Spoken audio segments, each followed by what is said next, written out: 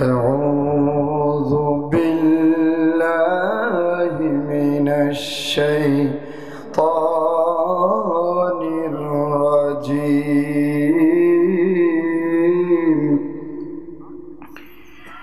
بسم الله الرحمن الرحيم.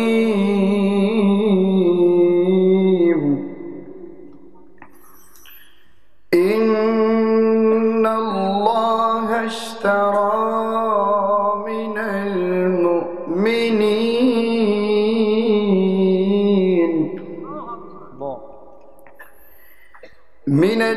المؤمنين أنفسهم وأموالهم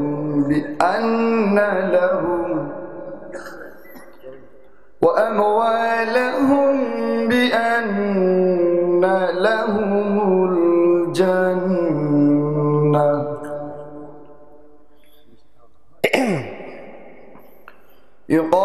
يقاتلون في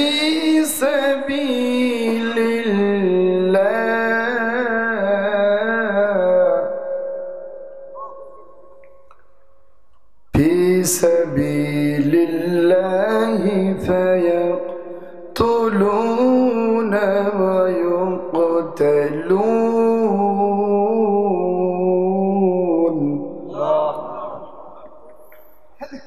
وعدا عليه حقا في التوراة والإنجيل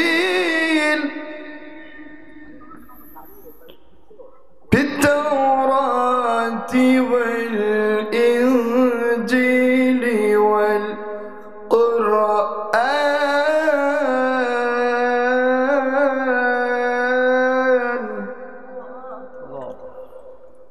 ومن أوفى بعهده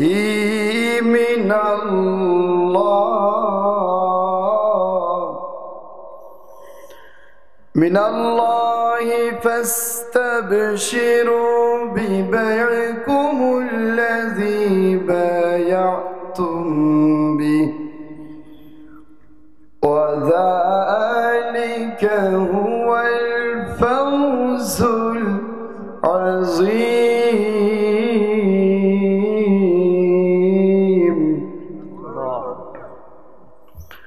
أو كما قال الله تعالى: إن الله وملائكته يصلون على النبي يا أيها الذين آمنوا صلوا عليه وسلموا تسليما. اللهم صل على سيدنا مولانا محمد وعلى آل سيدنا حبيبنا محمد।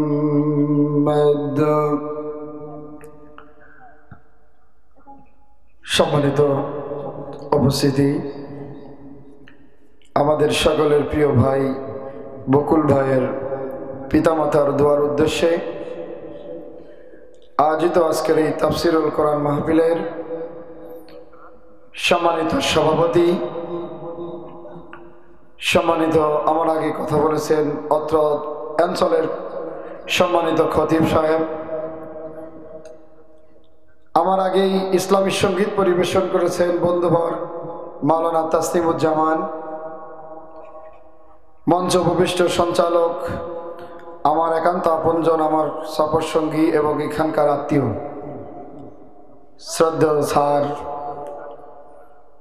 রাসেল শেখ সহ সামনে উপবিষ্ট আমার বাবাজিরা ভাইরা, পর্দার অন্তরালে আমার একান্ত আপনজন প্রিয় মায়েরা ও বোনেরা, সকলের প্রতি আমার হৃদয় নিংড়ানো, হৃদয় উজাড় করা সবটুকুন আবেগ এবং ভালোবাসার জায়গা থেকে জানাই মোবারকবাদ এবং সালাম। আসসালামু আলাইকুম ওয়া রাহমাতুল্লাহ।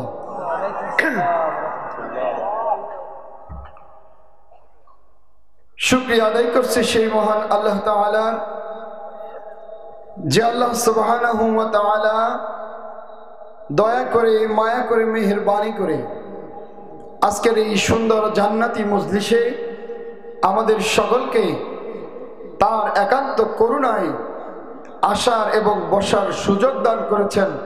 এজন্য সেই মহান মালিকের দরবারে আমরা কৃতজ্ঞতা ও শুকরিয়া আদায় করছি, বলছি আলহামদুলিল্লাহ।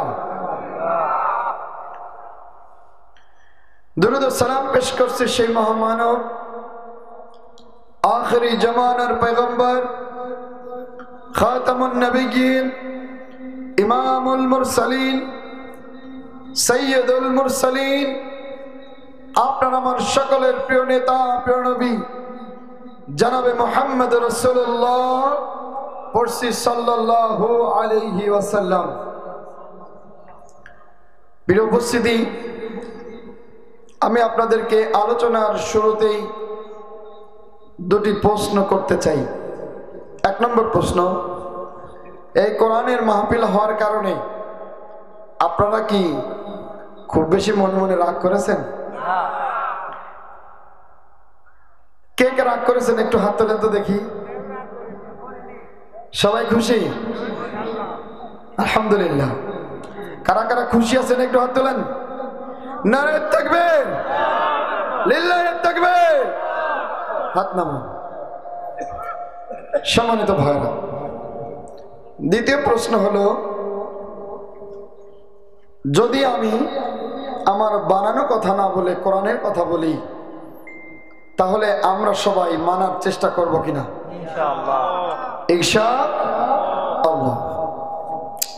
সম্মানিত হাজিরিন, কোরআন শোনার দুটি আদব আমি আপনাদেরকে একটু বলে আমার আলোচনায় যাব ইনশাআল্লাহ।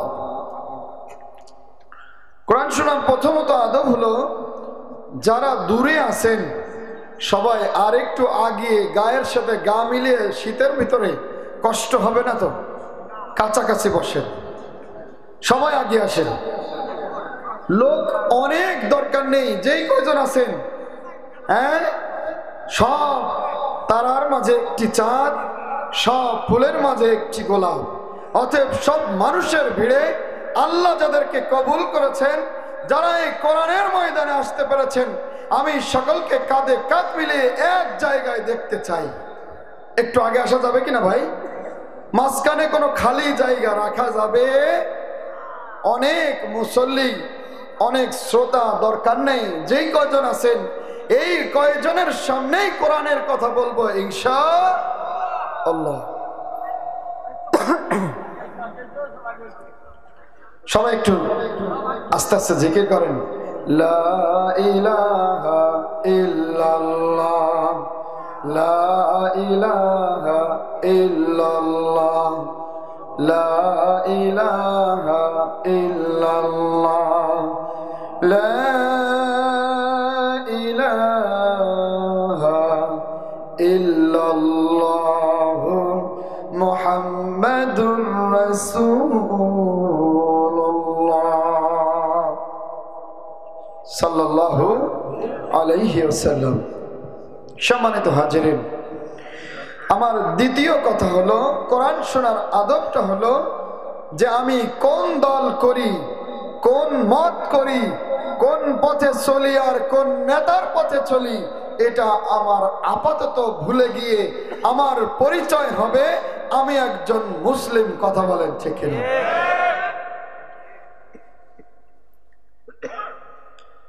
আপনার আমার রবকে, আমার আপনার নবীকে, এর বাইরে আর কেউ আছেন? তাহলে নবী মানেই তো নেতা, নবী মানেই তো সর্দার, নবী মানেই তো আমাদের পথ প্রদর্শক, আমাদের পরিচালক। তাহলে এর বাইরে আর কোন নেতার কথা আপাতত আমার মনে আসবে? যদি এই আদব রক্ষা করে আলোচনা শুনতে পারি, তাহলে আশা করা যায় কালকে আর চার দোকানে কথা বলা হবে না যে হুজুর আসলো, এত দূরতে নিয়ে আসলাম, সেই কালীগঞ্জ কোথায়, ঝিনাইদহ কোথায় আসলো, আর রাজনীতি করে চলে গেল। কথা বলেন ঠিক না?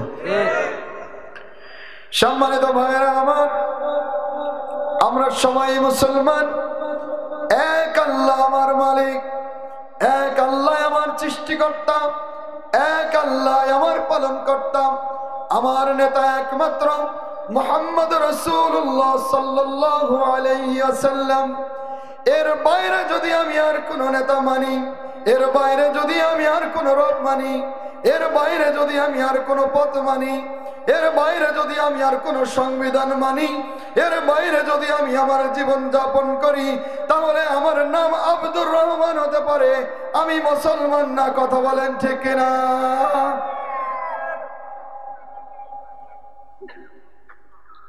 রাগ করছেন? প্রিয় ভাইরা আমার, আমার আগে সঙ্গীত শোনাইছে আপনাদের অত্যন্ত সুললিত কণ্ঠে, তাই না? আর আমি আপনাদের কণ্ঠ ছাড়াই একটু ভাঙা কণ্ঠে কিছু কথা বলবো, যেন আমার এবং আপনার সকলের জন্য দুনিয়া এবং আখেরাত উভয় কল্যাণময় হয়। কথা বলে ঠিক না? শুনতে রাজি আছি ইনশাআল্লাহ? আমি আপনাদের সামনে তেলাওয়াত করেছি সূরা তাওবার 111 নম্বর আয়াত আপনাদের সামনে তেলাওয়াত করেছি। যতটুকু আল্লাহ সুবহানাহু ওয়া তাআলা আমাকে সুযোগ দেন, ততটুকু আমি আপনাদের সামনে আমার মতো করে বলার চেষ্টা করব ইনশাআল্লাহ। চেষ্টা করব আমার বানানো কোনো কথা আপনাদেরকে না বলার। যতক্ষণ আলোচনা হবে আমরা সকলেই মনোযোগ সহকারে শুনবো তো ইনশাআল্লাহ। প্রিয় ভাইরা আমার, আমার আল্লাহ পাক রব্বুল আলামিন আমাদেরকে ঘোষণা করে দিলেন, ও মুসলমানেরা শুনে রাখো, তোমার জিন্দেগি তুমি কোন পথে চালাবে, তোমার পথ কোন দিকে হবে, তোমার মত কোন দিকে হবে, তোমার নেতা কোন দিকে হবে, তুমি কোন নেতার অনুসরণ করবে, কোন পথেই তুমি চললে আমি আল্লাহ তোমাকে জান্নাত দেব। এটা আপনারা কি শুনতে চান কি চান না? আমি একটু আপনাদেরকে জানতে চাই, আমরা মুসলমান হিসেবে আল্লাহ সুবহানাহু ওয়া তাআলা আমাদেরকে দয়া এবং মায়া করে তিনি আমাদেরকে পাঠালেন মুসলমানের ঘরে। কিন্তু আমার যদি হতাশা হয়, আমার যদি কষ্ট হয় আল্লাহর হুকুম মানতে, তাহলে কি আল্লাহ আমাকে জান্নাত দেবে? জান্নাতে যেতে চাই কে কে একটু হাত তোলেন তো। সবাই যেতে চান?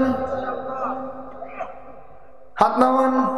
মাশাআল্লাহ, সবাই জান্নাতে যেতে চায় নাকি? সাউন্ডে ভাইরা কই? প্রিয় ভাইরা আমার, আমরা সকলেই জান্নাতে যেতে চাই। আমরা সকলেই মুসলমান হয়ে জন্মগ্রহণ করেছি। আমি আসলেই মুসলমান আছি কিনা আমি একটু আপনাদের সামনে এক এক করে আলোচনা করার চেষ্টা করব ইনশাআল্লাহ। আল্লাহ পাক রব্বুল আলামিন এই দুনিয়া আমাদেরকে সৃষ্টি করে পাঠালেন, তার কিছু উদ্দেশ্য তিনি আমাদেরকে সৃষ্টি করেছেন। এখন আমরা ওই তুলনা অনুযায়ী, ওই সৃষ্টির উদ্দেশ্য অনুযায়ী আমরা কতটুকু কাজ করছি, এই বিষয়ে আমি আপনাদের সামনে একটু খোলামেলা আলোচনা করতে চাই। ভাই সাউন্ডটা বাড়াই দেন, কি করে টুক না ভাইব্রেশনটা কমান, আগে কই দাও, সাউন্ড না হলে সমস্যা হবে। ঠিক আছে প্রিয় ভাইরা আমার, তাহলে আমরা মুসলমান হয়েই বাঁচতে চাই, তাই না? একজনের নাম আব্দুর রহমান, একজনের নাম আব্দুল্লাহ, একজনের নাম আব্দুল সালাম, আর একজনের নাম হরিনাথ কৃষ্ণ, হ্যাঁ, অথবা রবার্টসন। নাম শুনেই মনে হচ্ছে একজন মুসলমান আর একজন খ্রিস্টান, একজন হিন্দু। কথা বলেন ঠিক কিনা? এখন আল্লাহ পাক রব্বুল আলামিন আমাদেরকে সৃষ্টি করলেন, তার হুকুম অনুযায়ী জীবন যাপন করার জন্য যে নির্দেশনা দিলেন, তার মত অনুযায়ী চলার জন্য আমাদেরকে যে নির্দেশনা, যে পথেও দিলেন, যদি এই পথে অনুযায়ী আমি আমার জীবন যাপন না করি, যদি এই কাজ অনুযায়ী আমি আমার কাজ না করি, যদি এই কোরআন অনুযায়ী আমি আমার জীবন যাপন না করি, তাহলে ওই রবার্টসন আর হরিদাস কৃষ্ণ আর আমি আব্দুর রহমানের ভিতরে পার্থক্য আছে? কথা বলেন। সম্মানিত হাজিরিন, আল্লাহ সুবহানাহু ওয়া তাআলা আমাদেরকে পৃথিবীতে সৃষ্টি করে পৃথিবীতে পাঠালেন। তিনি আমাদেরকে একটি দায়িত্ব দিলেন। সেই দায়িত্ব আমরা আজকে আপনাদের সামনে খোলামেলা আলোচনা করতে চাই। আলোচনার মাধ্যমে আপনাদের দায়িত্ব আপনাদেরকে বুঝিয়ে দিয়ে এখান থেকে যাব ইনশাআল্লাহ। ততক্ষণ আপনারা রাগ করবেন না তো? প্রিয় ভাইরা আমার, আল্লাহ পাক রব্বুল আলামিন মানব সৃষ্টির শুরুতেই ফেরেশতাদেরকে ডেকে বললেন, ও আমার ফেরেশতারা শুনে রাখো, ও আমার ফেরেশতারা শুনে যাও, আজকে আমি তোমাদের সাথে এমন একটি পরামর্শ করতে চাই। এই পৃথিবীতে আমি আমার খলিফা নির্ধারণ করতে চাই। وَإِذْ قَالَ رَبُّكَ لِلْمَلَائِكَةِ إِنِّي جَاعِلٌ فِي الْأَرْضِ خَلِيفَةً। আল্লাহ পাক রব্বুল আলামিন তিনি ফেরেশতাদের ডেকে বললেন, ফেরেশতারা শোনো, আমি জমিনে আমার প্রতিনিধি পাঠাতে চাই, তোমরা কি বলো? ফেরেশতারা একবারে রাজি হয়ে গেছিল নাকি? ওয়াজ তো আপনারা ভালোই পারেন, তাহলে তারা এত ওয়াজ করার দরকার নেই। ফেরেশতারা কি বলল? ফেরেশতারা বলল, ক্বালু আতাজআলু ফীহা মান ইউফসিদু ফীহা ওয়া ইসফিকু আদ-দিমাআ ওয়া নাহনু নুসাব্বিহু বিহামদিকা ওয়া নুকদ্দিসু লাক।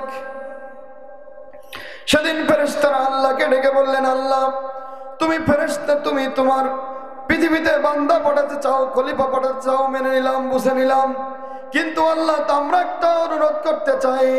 আমরা কি তোমার অনুকরণ অনুসরণ করি না? আমরা কি তাসবিহ, আমরা কি তোমার তাসবিহ করি না? আমরা কি তোমার গুণকীর্তন করি না?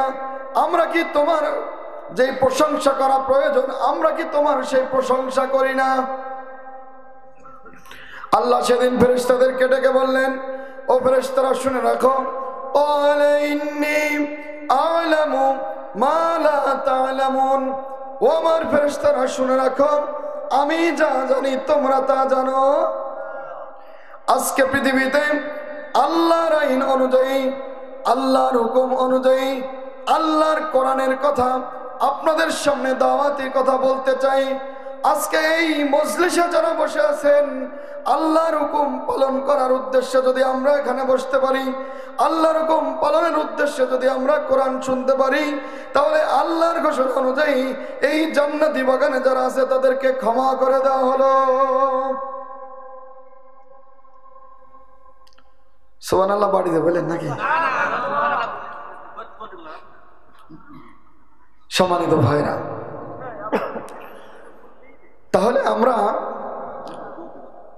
আজকের এই আলোচনার মাধ্যমে আমি আপনাদেরকে জান্নাতে যাওয়ার একটা রাস্তা বের করার চেষ্টা করব ইনশাআল্লাহ। প্রিয় ভাইরা আমার, আজকে আমাদেরকে চিন্তা করা দরকার যে আল্লাহ সুবহানাহু ওয়া তাআলা আমাকে কি উদ্দেশ্যে পাঠালেন আর আমি করছি নাকি। আজকে ধরেন এই মাহফিলের মঞ্চে আমাকে নিয়ে আসা হয়েছে কোরআনের কথা বলার জন্য, তাই না? আমি যদি এখানে গান বাজনা শুরু করি, আপনারা থাকবেন? শুনবেন আপনারা? কে শুনবেন বলেন তো, একটু হাত তুলেন। কেউ শুনবেন? তো আল্লাহ সুবহানাহু ওয়া তাআলা আমাদেরকে পাঠালেন, ওমা খালাকতুল জিন্না ওয়াল ইনসা ইল্লা লিয়াবুদুন। আল্লাহ বললেন আমি তোমাদেরকে পাঠালাম এই পৃথিবীতে, আর তোমরা কি করবে? আমার ইবাদত করবে। নাকি উদ্দেশ্য তাহলে বের হলো নাকি? আল্লাহ কেন আমাদেরকে পৃথিবীতে পাঠালেন, এই উদ্দেশ্য আমরা পেয়ে গেলাম। আসুন এই উদ্দেশ্য অনুযায়ী আমি কতটুকু কাজ করছি এটা আমার জানার দরকার আছে না নাই?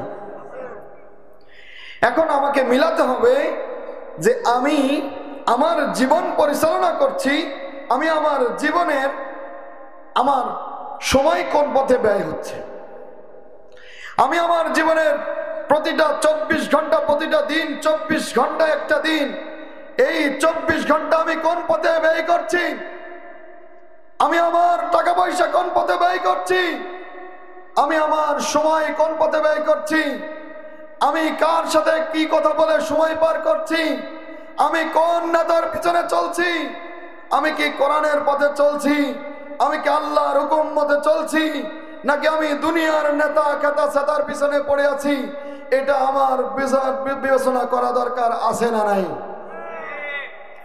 আজকে বাংলাদেশের মুসলমান আমরা সকলেই শান্তি চাই, আমরা সকলে এই সমাজ শান্তিপূর্ণ হোক, এটা আমরা সবাই চাই। কথা বলে ঠিক কিনা? কিন্তু আমরা যদি শান্তির পথে না থাকি তাহলে শান্তি আসবে কোথা থেকে? ধরেন আপনি যাবেন যশোর রাস্তায়, আপনি উঠলেন ঢাকার গাড়িতে, আপনি কি যশোর পৌঁছাতে পারবেন? আপনি উঠলেন যশোরের গাড়িতে, আপনি যাবেন ঢাকায়, কিন্তু আপনি কি ঢাকায় পৌঁছাতে পারবেন? ঠিক তেমনি ভাবে আমরা যদি জান্নাতে যেতে চাই তাহলে আমাদের সে অনুযায়ী কাজ করা দরকার আছে না নাই? আজকে সেই কাজই আমি আপনাদের সামনে সূরা তাওবার যে 111 নম্বর আয়াত আপনাদের সামনে তেলাওয়াত করেছি, এখান থেকে কিছু আলোচনা শেষ করে আমি 1 ঘন্টা আলোচনা করব, বেশি আলোচনা করব না, আপনাদেরকে বেশি কষ্ট দেব না ইনশাআল্লাহ। আপনারা চলে যাবেন? রেখে চলে যাবেন নাকি? প্রিয় ভাইরা আমার, আল্লাহ পাক রব্বুল আলামিন সূরা তাওবার ভিতরে আমাদেরকে জানিয়ে দিলেন, ইন্নাল্লাহা আশতারা মিনাল মুমিনিনা আনফুসাহুম ওয়া আমওয়ালাহুম বিআন্না লাহুমুল জান্নাহ। আমি আল্লাহ রাব্বুল আলামিন তোমাদের জান এবং মালের বিনিময়ে আমার জান্নাতকে তোমাদের কাছে আমি বিক্রয় করে দিলাম, সাথে সাথে আমি তোমাদের কাছ থেকে তোমাদের জান এবং মাল আমি কিনে নিলাম। কিসের বিনিময়ে? জান এবং মাল আল্লাহ পাক আমাদের কাছ থেকে খরিদ করে নিয়ে আমাদেরকে কি দেওয়ার প্রতিশ্রুতি দিলেন? জান্নাতের প্রতিশ্রুতি দিলেন। এই জান্নাতে যদি আমরা যেতে চাই তাহলে কিছু কাজ করা দরকার আছে না নাই? যেমন আজকের এই মাহফিলের প্যান্ডেল, মাহফিল শুধু বলেছে যে আমি মাহফিল করব, একটা তাফসির মাহফিল দেবো, 2 জন হুজুর নিয়ে আসবো, এতেই কি মাহফিলের কাজ শেষ? কি কি কাজ? ধরেন অনেকগুলো কাজ, তার ভিতরে প্রধান যে কাজ সেটা হলো প্রথমত আপনাকে একজন আলোচক বাছাই করা লাগবে, তাই না? যিনি আজকের এই মাহফিলে আলোচনা করবেন। এরপরে আপনার সাউন্ড কথা বলা লাগবে, ডেকোরেশন কথা বলা লাগবে, হ্যাঁ, আপনার আনুষঙ্গিক লাইটিং এর ব্যাপারে কথা বলা লাগবে, আপনার বসার ব্যবস্থা করা লাগবে, আপনার মাথায় কুয়াশা পড়বে সেটা ঠেকানোর জন্য আপনার উপরে সামিয়ানার ব্যবস্থা করা লাগবে। কথা বলেন ঠিক না? আজকে যদি এইগুলো না থাকে তাহলে কি এই মাহফিলটা সুন্দর হবে? মাহফিলটা কেমন সুন্দর হবে বলেন? মাহফিলটা সুন্দর হবে না। যদি এই মাহফিলটাকে সুন্দর করার জন্য এত কিছুর প্রয়োজন হয় তাহলে আপনার আমার জন্য জান্নাতে যাওয়ার জন্য যা কিছু দরকার সেগুলোর প্রয়োজন আছে না নাই? প্রথমত আপনি যদি জান্নাতে যেতে চান তাহলে আপনাকে নেতা বাছাই করা লাগবে নাকি লাগবে না? কোন নেতা? নেতা বাছাই করবেন? যেই নেতা মাঝে মাঝে হুক্কা টানে, নাকি? যেই নেতা মাঝে মাঝে বিড়ি খায়, যেই নেতা ঘুষখোর, যেই নেতা চাঁদাবাজকে শেল্টার দেয়, যেই নেতা আপনার সমাজে খুন রাজনী হত্যার সাথে জড়িত, এমন নেতার পিছনে যদি আপনি ছুটে চলেন তাহলে কি আল্লাহর জান্নাত আপনাকে দিয়ে দেবে? আপনি যদি জান্নাতে যেতে চান তাহলে জান্নাতে যাওয়ার মতো উপযোগী একজন নেতা আপনাকে বাছাই করতে আপনাকে দেখতে হবে। আপনি মসজিদের ইমাম সাহেব যখন বাছাই করবেন, আপনি মসজিদের ইমাম সাহেব বাছাই করার সময় আপনি খেয়াল করেন ইমাম সাহেবের জামা লম্বা আছে কিনা, ইমাম সাহেবের টুপি ঠিক আছে কিনা, ইমাম সাহেবের দাড়ি ঠিক আছে কিনা, ইমাম সাহেবের বউ পর্দা করে কিনা, ইমাম সাহেবের ছেলেমেয়ে ঠিক আছে কিনা। আপনি সামান্য মসজিদের ইমাম যদি ঠিক করতে দেয়, আজকে 3000, 2000, 5000 টাকা বেতন দিয়ে একজন ইমাম রাখছেন, তার যদি আপনি এত বিশাল কিছু দেখেন, তাহলে এই সমাজের একজন ইমাম বানাবেন, এই সমাজে একজন নেতা বানাবেন, এই সমাজে একজন নেতার পিছনে আপনি চলবেন, সেই নেতাকে আপনাকে যাচাই বাছাই করা দরকার আছে না নাই? ভাঙা ভাঙা কণ্ঠে কিছু কথা বলবো, আগেই বলেছি। হয়তোবা আমার কথার সুর আপনাদের কাছে ভালো নাও লাগতে পারে, কিন্তু আমি কথাগুলো যেটা বলবো কোরআনের কথা বলার চেষ্টা করবো ইনশাআল্লাহ। প্রিয় ভাইরা আমার, সেজন্য প্রথমত আমরা যদি জান্নাতি মানুষ হতে চাই তাহলে প্রথম কাজ হলো আমাকে নিজেকে আগে শুধরিয়ে কোরআনের কাছে নিয়ে আসা।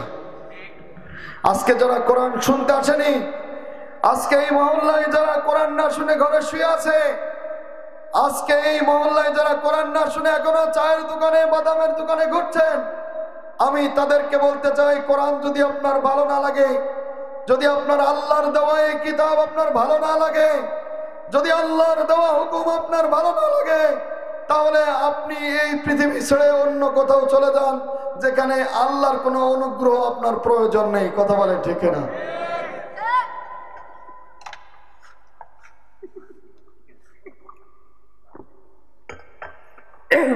কারণ আপনি যেখানে থাকবেন, আপনি যেখানে চলবেন, আজকে আপনি ধরেন একজন মাঠে কাজ করার লোক নিয়েছেন, এই মাঠের কাজ করার যিনি আপনি নিয়েছেন তাকে আপনি দিলেন ভিটামিন ওষুধ দিয়ে আসার জন্য, আর সে যদি না যাবে, ধানের আশা করা যাবে না।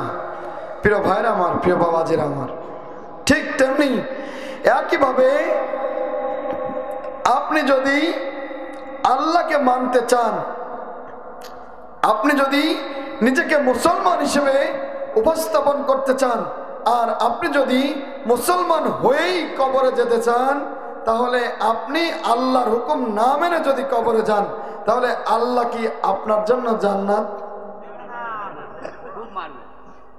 কি করবে বলেন?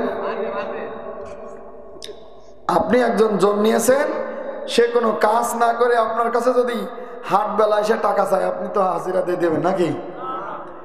ধরেন আপনি একদিন নিয়েছেন, 3 দিন নিয়েছেন, 5 দিন নিয়েছেন, কিন্তু আপনার কোনো কাজ না করে সে প্রতিদিন এসে সে আপনার কাছে বিকেল হলেই আপনার কাছে জনের হাজিরা চায়, আর আপনি তাকে টাকা দিয়ে দেবেন ভরপুর করে, নাকি? আপনি তারপরে খুশি থাকবেন তো? যদি আপনি এইটুকু 200-500 টাকার একজন জন নিয়ে খুশি না থাকতে পারেন, তাহলে যেই আল্লাহ সুবহানাহু ওয়া তাআলা আপনার পা থেকে মাথা পর্যন্ত এত সুন্দর করে আপনাকে সৃষ্টি করেছেন, আর আপনি সেই আল্লাহর হুকুম অনুযায়ী না চলে, আপনি যদি সেই আল্লাহর হুকুমের বাইরে আপনার জীবন যাপন করেন, কোরআনের বাইরে আপনি জীবন যাপন করেন, কোরআন সুন্নাহর বাইরে নেতা নির্বাচন করেন, কোরআন সুন্নাহর বাইরে যদি আপনি আপনার জীবন মত পরিচালনা করেন, তাহলে কি আপনাকে আল্লাহ জান্নাত দেবে?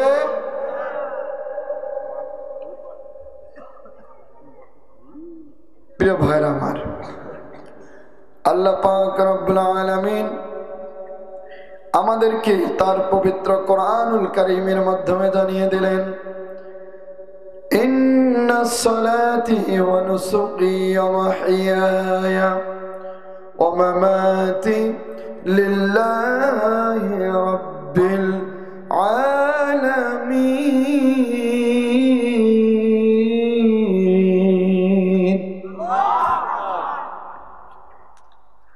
আমার আল্লাহ পাক ঘোষণা দিলেন, ও মুসলমানেরা, ও মানুষেরা, তোমরা জেনে রাখো, তোমার জীবন, তোমার মরণ, তোমার হায়াত, তোমার মওত, তোমার কোরবানি, সমস্ত কিছু আমি আল্লাহর জন্যই হতে হবে। ইন্নাস সালাতি ওয়া নুসুকি, তোমার নামাজ, ওয়া নুসুকি, তোমার কোরবানি, ওয়া মাহইয়ায়া, তোমার হায়াত, ওয়া মামাতি, তোমার মওত, লিল্লাহি রাব্বিল আলামিন। কার জন্য? এখন আপনার জীবন একজনের জন্য, আপনার হায়াত আর একজনের জন্য, আপনার মওত যদি হয় আর একজনের জন্য, তাহলে আল্লাহ আপনাকে জান্নাত কিভাবে দেবে বলেন?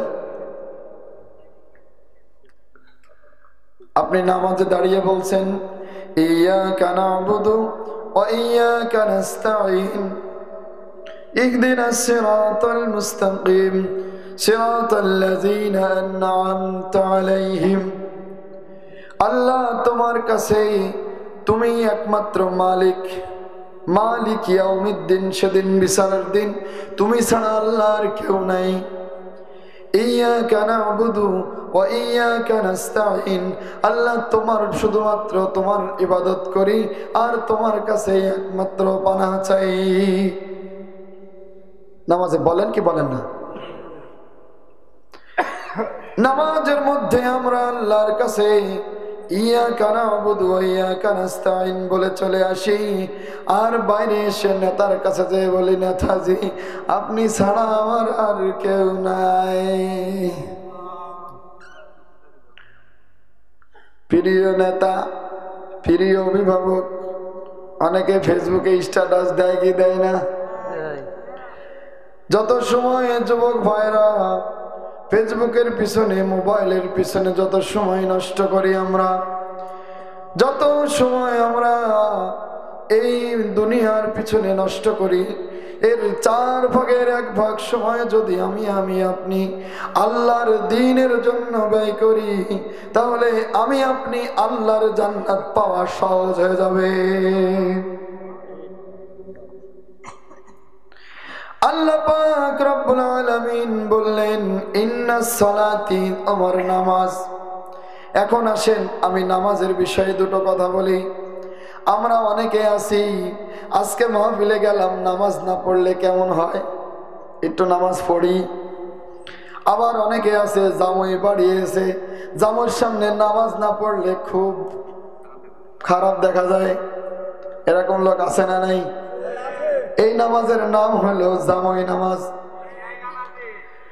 আবার অনেকে আছে বিয়াই নামাজ, বাড়ি বিয়াই বেড়াতে এসে এই অবস্থায় যদি আমি নামাজ না পড়ি, তাহলে বিয়াই হয়তো মাইন্ড করতে পারে, অথবা যাই বিয়ার সাথে একটু নামাজ পড়ে আসি।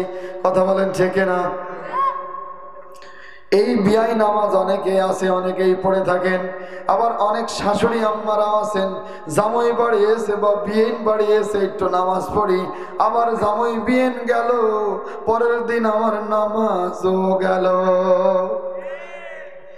এই নামাজ যদি কেউ পড়ে, এই নামাজ তাকে জাহান্নামে নেওয়ার জন্যই যথেষ্ট। কারণ আল্লাহকে খুশি করার জন্য আপনাকে নামাজ পড়া দরকার। অন্য কাউকে যদি খুশি করার উদ্দেশ্যে আপনি নামাজ পড়েন, তাহলে আপনার নামাজ নামাজ নয়, আপনার নামাজ হয়ে যাবে শিরকের অন্তর্ভুক্ত।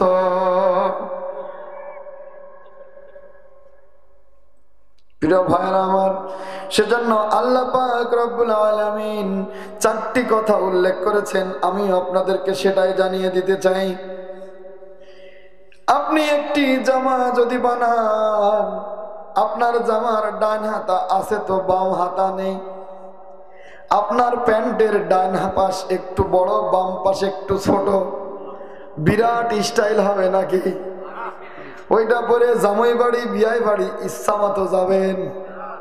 কে কে যাবেন একটু হাত তোলেন তো দেখি। ওই জামা পরে যেমন আপনি আপনার বিয়াই বাড়ি যেতে পারেন না, ওই ছোট 1 পা ছোট 1 পা বড় প্যান্ট পরে যেমন আপনি আপনার বিয়াই বাড়ি, আপনার অফিস আদালতে আপনি যেতে পারেন না, বাজার ঘাটে আপনি যেতে পারেন না, সমাজে আপনি যেতে পারেন না, ঠিক তেমনি ভাবে আপনার নামাজ, আপনার কোরবানি, আপনার জীবন, আপনার মরণ একটি যদি দুনিয়ার দিকে হয়, আর একটা যদি বিয়ার দিকে হয়, আর একটা যদি নেতার দিকে হয়, এই অবস্থায় আপনি যদি আল্লাহর কাছে হাজির হন, তাহলে আল্লাহর সামনে কি আপনার আমল আল্লাহ কবুল করবে? আমার আল্লাহর নবী মুহাম্মদ রাসূলুল্লাহ সাল্লাল্লাহু আলাইহি ওয়াসাল্লাম যখন দ্বীনের দাওয়াত নিয়ে মানুষের মাঝে আসলেন, আল্লাহ পাক রব্বুল আলামিন নবী মুহাম্মদ রাসূলুল্লাহ সাল্লাল্লাহু আলাইহি ওয়াসাল্লামের উপরে নবুয়ত দিলেন।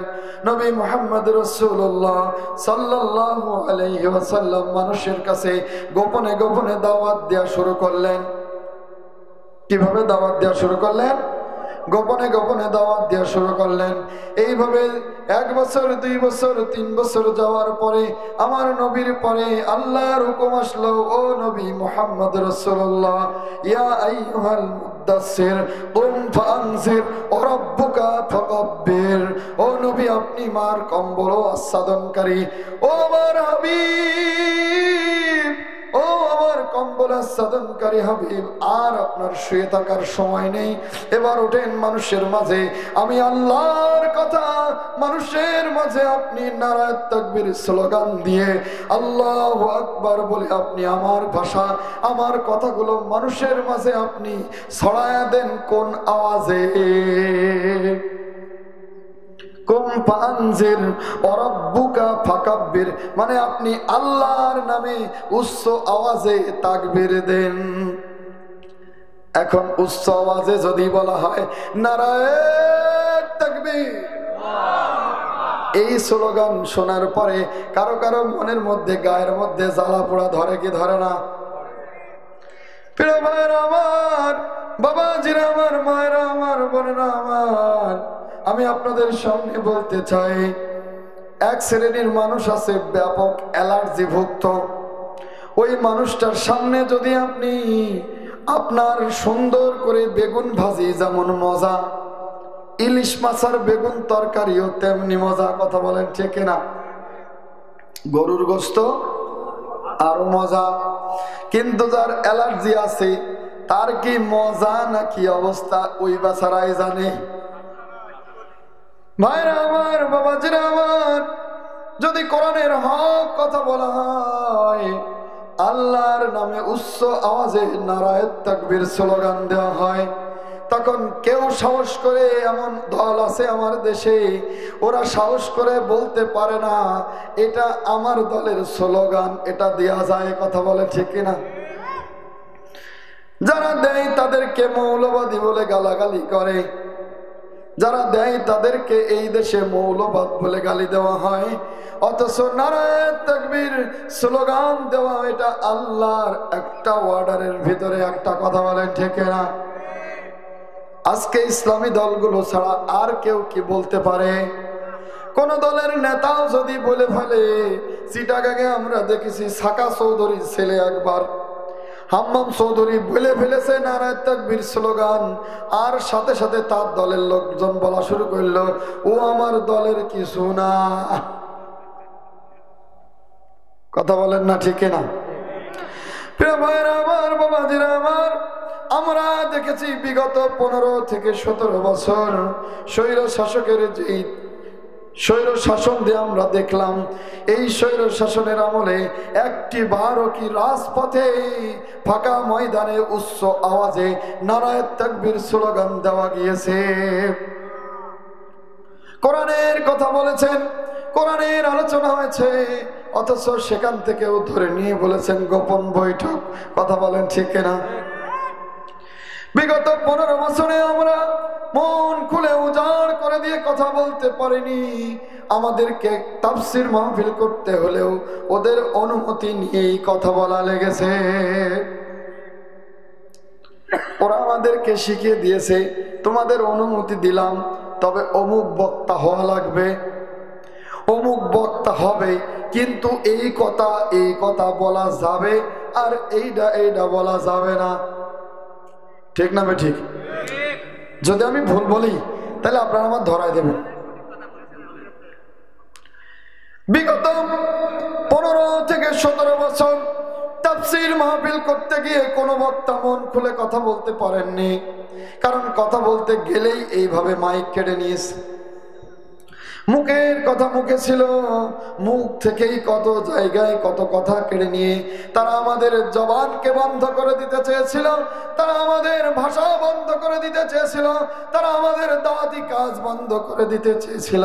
এমনকি শেষ পর্যন্ত যারা এই দাওয়াতি কাজ এক নিয়তে এক উদ্দেশ্যে করে তাদেরকেও তারা এই দেশ থেকে নিষিদ্ধ করে অন্য দেশে তাড়িয়ে দেওয়ার ব্যবস্থা করেছিল। কিন্তু আমরা দেখলাম আমাদের দেশেই যারা এই নিষিদ্ধ করলো, ছাত্র জনতা মিলে তাদেরকেই নিষিদ্ধ করে দিয়ে আল্লাহর রহমতের পানি ঢেলে দিয়ে এই দেশ থেকে ধুয়ে মুছে তাদেরকে দূর করে দিল। কথা বলে ঠিক না? পৃথিবীর ইতিহাসে এমন কোন নজির নাই যে একজন ওয়ার্ড মেম্বার থেকে শুরু করে, একজন ওয়ার্ডের সদস্য থেকে শুরু করে মাথা পর্যন্ত টপ টু বটম সব পলায়ে যায়। আপনারা কি রাগ করছেন? প্রিয় ভাইরা আমার, ব্যাংকের গভর্নর নাই, ওই অমুক অফিসের অমুক সচিব নাই, পুলিশ অধিদপ্তরের অমুক মহাপরিচালক নাই, ইউনিয়ন পরিষদের চেয়ারম্যানও। প্রিয় ভাইর আমার, তারা শাসন করে আল্লাহর জমিন থেকে। আল্লাহর কথা যারা বলে তাদের মুখটা চেপে ধরেছিল। আল্লাহ এমন ব্যবস্থা করেছে, ওই সমস্ত জালেমদেরকে এমন ভাবে নিপাত করেছে, আজকে তাদের পক্ষে কথা বলার সুযোগ নাই। ভবিষ্যতেও যদি এমন কেউ তৈরি হয়, তারাও এই অবস্থার জন্যই প্রস্তুত থাকো। প্রিয় ভাইরা আমার, আল্লাহ পাক রব্বুল আলামিন আমাদের বললেন, ইন্না সালাতি, তোমার নামাজ, অনুসুকি, তোমার কোরবানি। এই কোরবানির মধ্যে আপনার আছে আপনার নামাজ, কোরবানির মধ্যে আছে আপনার সময় দান, কোরবানির মধ্যে আছে আপনার জীবন দান, কোরবানির মধ্যে আছে আপনার অর্থ দান। এগুলো আছে না নেই? কারণ সব থেকে বড় কোরবানি পকেটে হাত দিয়ে। কথা বলে ঠিক না? আজকে এই যে মাহফিল, বকুল ভাই তার নিজ খরচের আজকে যে আয়োজন করেছে, আমরা কি কেউ কখনো বকুল ভাইয়ের কাছে শুনতে পারলাম যে ভাই আপনার কত খরচ হয়েছে, আপনি তো কোরআনের মাহফিল আয়োজন করেছেন, আমরা একটু সহযোগিতা করি? আমরা কি শুনেছি ভাই? কিন্তু যদি আজকে আমার বন্ধু মাওলানা তাসনিমুজ্জামান এত সুন্দর কণ্ঠে আপনাদের একটি ইসলামী সঙ্গীত শোনালো, যদি এই কণ্ঠে ইসলামী সঙ্গীত না শুনিয়ে একটি বাজনাওয়ালা গান শোনাতো, চারিদিক থেকে হাদিয়া আসতো কি আসতো না? এরম সিট হইয়ে দিত, কাছে এসে নাচ দেখার জন্য আর একটু কাছে যেত, আর একজন 100 টাকার নোট এড়ে মারতে বলতো, তাহলে আর একটু বাজনা জোরে হবে। কথা বলেন ঠিক কিনা? বলে হুজুর কি তাহলে হাত দিতেছে নাকি? বোঝানোর জন্য বলছি, আমরা আমাদেরকে বিশাল মুসলমান দাবি করি, আমরা আমাদেরকে বিশাল দায়িত্বশীল মনে করি, কিন্তু আল্লাহ বলে দিলেন, আমার বান্দারা তোমার কোরবানিটা হয় যেন আমি আল্লাহর জন্য। অথচ আমি আল্লাহর জন্য নিজেকে প্রস্তুত না করে আমি মাঝপথে স্লোগান ধরি, আমি অমুক নেতার সৈনিক, আমার আদর্শ অমুক নেতা, আমি ভয় করি না বুলেট বোমা। কথা বলেন ঠিক না? কিন্তু এটা আমার কথা ছিল না মুসলমান, মুসলমানদের আর কথা ছিল। প্রত্যেক মুসলমান আজকে আপনি খেয়াল করেন,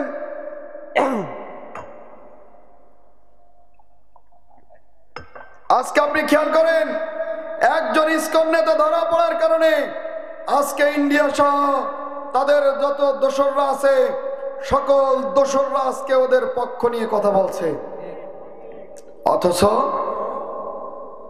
অথচ আমার দেশের সব থেকে আলেমদের শিরোমণি, আমার দেশে হাজারো আলেমের উস্তাদ শহীদ মরহুম আল্লামা দেলাওয়ার হোসেন সাইদিকে তিলে তিলে 13টি বছর তারা কারাগারে। প্রিয় ভাইরা আমার, সেদিন আমি আপনি আমার আমলনামা হাতে নিয়ে চোখের পানি ছেড়ে দিয়ে আল্লাহর কাছে ফরিয়াদ করবে, আল্লাহ এ কেমন আমলনামা আমাকে দিলে, এই আমলনামা তো আমার না, আল্লাহ এই আমলনামা আমার না, তোমার এই ফেরেশতারা মিথ্যা লিখেছে, তোমার এই ফেরেশতারা এই আমার না অন্য কারোর লিখে আমার সামনে হাজির করেছে। দুনিয়ার জিন্দেগিতে এরকম হয় কি হয় না? সম্মানিত ভাইরা, দুনিয়ার জিন্দেগিতেও ঠিক একইভাবে যখন কেউ অপরাধ করে তার সামনে যদি অপরাধ ধরা হয়, সে বলে এটা আমি করিনি, এটা আমার না, অমুক ব্যাংক চুরি করেছে, তার দলের লোকেরা বলে এ ব্যাংক চুরি আমাদের দলের লোকের কাজ না, অমুক জায়গায় খুন হয়েছে বলে আমার দলেরই লোক না। কথা বলেন ঠিক না? এর আগ পর্যন্ত দলের থাকে, যখনই কোনো অকারেন্স করে তখন আর দলের না, যখন ধরা পড়ে তখন কি, তখন আর সে দলের না। প্রিয় ভাইরা আমার, ঠিক একইভাবেই সেদিন আমি আপনি হাতে যখন আমলনামা দেওয়া হবে, আমরা চোখের পানি ছেড়ে দিয়ে আল্লাহর কাছে সেদিন বলবো, আল্লাহ মালি হাযাল কিতাব লা ইউগাদিরু সগীরাতান ওয়ালা কাবীরাতান ইল্লা আহসাহা। আল্লাহ কেমন কিতাব তুমি আমার সামনে দিলে, আল্লাহ আমি তো আশ্চর্য হয়ে যাচ্ছি যে ছোট বড় কিছুই বাদ দাওনি আল্লাহ। লা ইউগাদিরু সগীরাতান ওয়ালা কাবীরাতান ইল্লা আহসাহা। আল্লাহ কেমন কিতাব দিলে যে তুমি কিছুই বাদ দাওনি। আল্লাহ পাক রব্বুল আলামিন কিছুই যে বাদ যাবে না সেটা আপনাকে আমাকে জানিয়ে দিলেন সূরা ইনফিতারের ভিতরে, কিরামান কাতিবিনা ইয়ালামুনা মা তাফআলুন। আল্লাহ বললেন দুইজন সম্মানিত লেখক তোমাদের সাথে দিলাম। দুইজন কি দিলেন? কিরামান কাতিবিন, দুইজন সম্মানিত লেখক। ইয়ালামুনা মা তাফআলুন, তোমরা যা কিছু করো সব কিছুই ওখানে লিপিবদ্ধ হবে। ওয়া ইন্না আলাইকুম লাহাফিজিন, আর এর মধ্যে একটা মেমোরি কার্ড সেট করে দিলাম। গোপনে সদরে কার সাথে মোবাইলে কিভাবে কথা বলছেন, কার সাথে গোপনে পরামর্শ করছেন, কার সাথে গোপনে দেখা করছেন, কার সাথে গোপনে কথা বলছেন, কার মনের মধ্যে আপনার কি আছে, সব কিছু আপনার আমার আমলনামায় জমা হচ্ছে। কথা বলেন ঠিক না? আপনি ঘরের দরজা বন্ধ করে যদি ছবি তোলেন, মোবাইলের মেমোরি কার্ডে জমা হবে কি হবে না? আপনি যদি সূর্যের আলোয় মাঠে যে, নদীর ধারে যে, অথবা বাঁশবাগানে যে, এই যে বাঁশবাগান, এই জায়গায় যদি ছবি তোলেন, আপনার মোবাইলে জমা হওয়ার মতো একটা জায়গা আছে না নাই? ঠিক তেমনি ভাবে আল্লাহ বললেন ওয়া ইন্না আলাইকুম লাহাফিজিন, তোমাদেরকে একটা মেমোরি কার্ড দিয়ে দিলাম যে তোমরা যা কিছু করবা সব আমলনামা ওখানে যে। এখন আপনি কোন দিকে চলবেন, কোন মতে চলবেন, এটা আপনাকেই বাছাই করে নিতে হবে। যদি সেটা আপনি বাছাই করতে চান, তাহলে ওই যে আয়াত আপনাদের সামনে পড়ছিলাম, সেই জায়গায় আপনাকে যেতে হবে। আপনার হায়াত, আপনাকে যে আল্লাহ নিয়ামত দিয়েছে, এই হায়াতের জিন্দেগি আপনি কি আল্লাহর রাস্তায় ব্যয় করছেন নাকি শয়তানের রাস্তায় ব্যয় করছেন? আপনি কি মূসার দলে ব্যয় করছেন নাকি ফিরআউনের দলে ব্যয় করছেন? আপনি কি মুহাম্মদ রাসূলুল্লাহ সাল্লাল্লাহু আলাইহি সাল্লামের পক্ষে ব্যয় করছেন নাকি আবু জাহেলের পক্ষে ব্যয় করছেন? এটা আপনাকে সেদিন দাঁড় করে আপনার সামনে ধরা হবে। কথা বলে ঠিক না? যদি বলেন বুঝবো কি করে যে মূসার দল কোনটা আর ফিরআউনের দল কোনটা, তাহলে আপনাদের সামনে একটা উদাহরণ দিলেই আপনারা বুঝতে পারবেন ইনশাআল্লাহ। সম্মানিত ভাইরা আমার, ফিরআউনের আমলে, ফিরআউন যখন রাজা ছিলেন, সেই সময় ফেরাউনের কাছে এসে বলা হলো, ও রাজামশাই, আপনি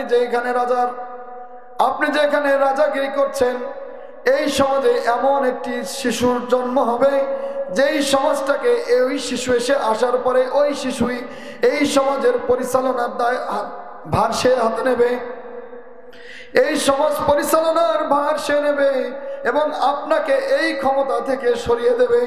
এই কথা শোনার পরে ফেরাউন চুপ করে বসেছিল নাকি? ফেরাউন কি করছিলেন? ফেরাউন ধীরে ধীরে শুরু করলেন, তার যে সমস্ত সৈন্যবাহিনী ছিল, তার গোয়েন্দা বাহিনী ছিল, তার যে সমস্ত ডিফেন্স ছিল, সকল ডিফেন্স সে লাগিয়ে দিল এবং সেই সমাজে সে লাগিয়ে দিল, কোন পরিবারে যদি পুরুষ সন্তান জন্মগ্রহণ করে তাহলে ওই পুরুষ সন্তানকে সাথে সাথে হত্যা করতে হবে। ওই পুরুষ সন্তান কি করতে হবে? ঠিক তেমনি ভাবেই ওই ফেরাউনের দোসররা আজও তাদের ক্ষমতার মসনদ হারিয়ে যাওয়ার ভয়ে আজও আমাদের যুবক ভাইদেরকে ধরে ধরে নিয়ে আয়না ঘরে ঢুকাইছে, আজও আমাদের দেশের যুবক ভাইদেরকে ধরে ধরে হত্যা করেছে, কারণ তারা বুঝতে পেরেছিল তাদের ক্ষমতার মসনদ হারিয়ে যাবে। কথা বলেন ঠিক কিনা? মুহাম্মদ রাসূলুল্লাহ সাল্লাল্লাহু আলাইহি ওয়াসাল্লামের যেই পথ, যেই মত, যে অনুসরণ মুহাম্মদ রাসূলুল্লাহ সাল্লাল্লাহু আলাইহি ওয়াসাল্লামের ব্যাপারে আম্মা জান আয়েশা সিদ্দিকা রাদিয়াল্লাহু তাআলা আনহাকে প্রশ্ন করা হলো, আম্মা জান, আমার নবীর ব্যাপারে আপনার মতামত কি?